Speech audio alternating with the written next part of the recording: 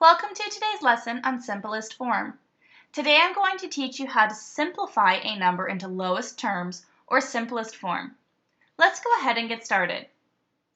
Let's begin simplest form today by using the fraction 4/6.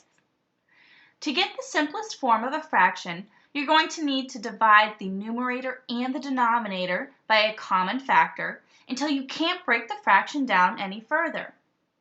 But before we can do that, we need to list the factors of the numerator and the denominator until we can find a factor that is the same that we can divide by.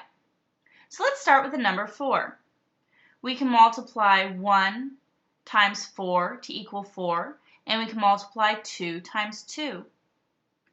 For the number 6, we can multiply 1 times 6 to equal 6, or 2 times 3 to equal 6.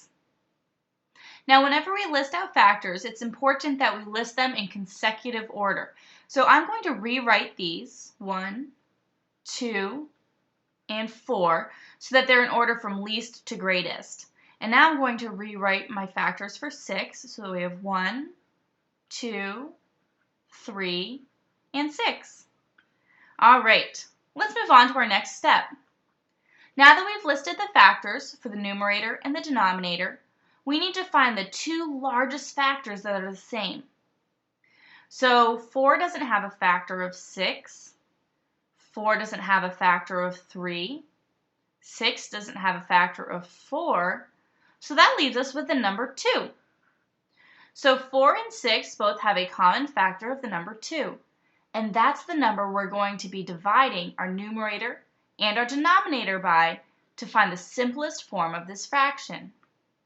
So now 4 divided by 2 gives us a numerator of 2, and 6 divided by 2 gives us a denominator of 3. Now we're not done yet because we want to check our work and make sure that this is in simplest form and we cannot break it down any further. So we're going to list the factors for the number 2 and 3. 1 times 2 equals 2, and 1 times 3 equals 3. So that leaves a common factor of 1. And if we divide our numerator and our denominator by 1, our fraction is going to stay the same. So that means that 2/3 is the simplest form of 4/6. Let's go through some practice problems together. I want you to simplify 10/25. Now remember, your first step is going to be listing out all of the factors of your numerator and your denominator. So for the number 10, we can multiply 1 times 10 and 2 times 5. For the number 25, we can write 1 times 25 and 5 times 5. So now let's go ahead and let's circle our common factor that's the largest, which is our greatest common factor. They do not share a factor of 10 or 25, but they do share a factor of 5. So now we can divide our numerator and our denominator by the number 5. 10 divided by 5 equals 2, and 25 divided by 5 equals 5. Great job! Let's go ahead and try another one. I want you to simplify 4/14. Again, remember, we're going to list out the factors for your numerator and denominator. The factors for the number 4 are 1 times 4 and 2 times 2. Our factors for 14 are 1 and 14 and 2 times 7. So now we can go through and we can find the greatest common factor that they both share. They do not share a factor of 14 or 4. They do not share a factor of 7, but they do share a factor of 2. So we're going to divide our numerator and our denominator by 2. 4 divided by 2 equals 2. 14 divided by 2 equals 7. Are you ready for your last one? I want you to simplify 3/8. Our first step is to list out the factors of your numerator and denominator. So our factors for 3 are 1 and 3, and our factors for 8 are 1, 2, 4, and 8. Now we need to find the greatest common factor that they both share. They do not share 8, 4, 3, or 2. And that means that the greatest common factor that they both share is the number 1. So this is already in simplest form. We cannot break it down any further.